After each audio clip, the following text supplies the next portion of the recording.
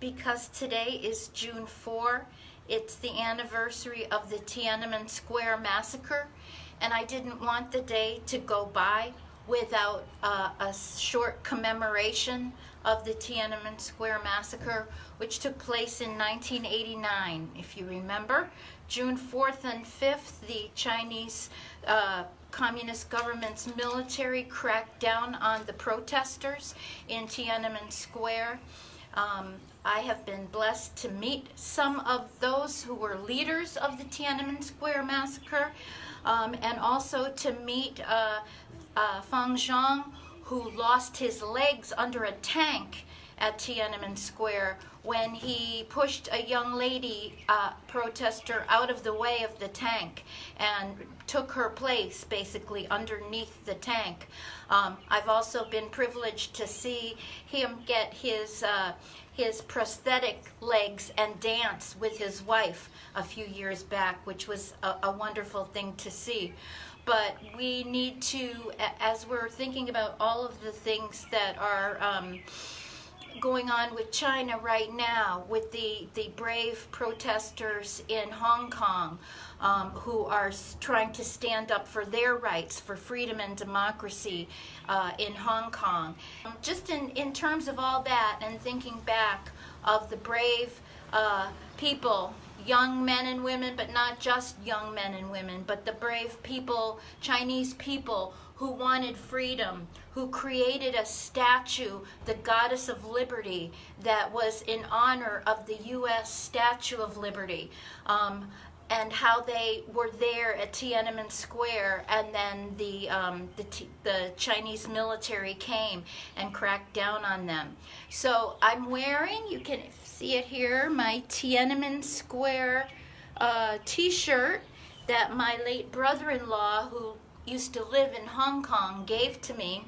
And if you'll pardon me, I'll show you what's on the back of this t-shirt.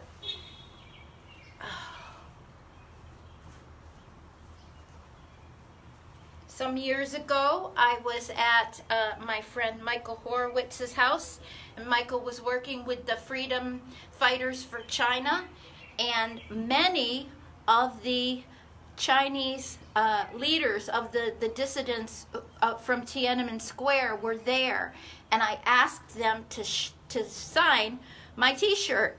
They were a little bit bemused by that. They had no idea that such strange things took place, but I consider this very precious, because these men and one woman who was there as well signed my shirt with their names to commemorate Tiananmen Square.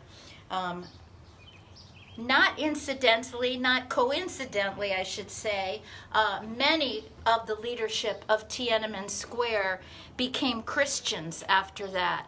You know, they were fighting for freedom and democracy, but they realized at some point that they didn't know where that freedom came from, except from a higher power, from God, and many of them became Christians. In fact, one of them is a pastor here in the Fairfax, Virginia area of a Chinese church. So freedom and democracy, and knowing that it is given to us by God, that it's our God-given right, go together. So that's all I wanted to say about that, and just to say God bless the people of China, bring you the freedom that you long for, whether you're Christians, Falun Gong, the people in East Turkestan, the Uyghur people, all of the people, the Buddhists of Tibet, but God bless them and give them freedom, and especially God bless the people of Hong Kong as they're fighting to retain the freedom that they had, that China broke promises on and played dirty tricks to take away from them. And God bless our whole world right now. We all need prayer. We all need to know that freedom is a very important commodity, that there are forces around the world that are trying to take away from us. And they take it away in a very subtle way that looks like it's another kind of freedom. Our freedom comes from God, and we need to turn to God and ask Him to deliver us from what's taking place. So anyway, once again, the shirt for Tienanmen Square with the names of the brave men and women of Tienanmen Square leadership on the back. Yesterday was the commemoration of the Uganda Martyrs' Day, which is also another important day in history. We've got the invasion of Normandy coming up and D-Day coming up. This seems like a time where there's a lot of spiritual energy that we should make use of for good. And I'm going to say goodbye now and talk to you next time. Maybe I'll do a video tomorrow for the invasion of Normandy. So God bless you all. Love you. Bye.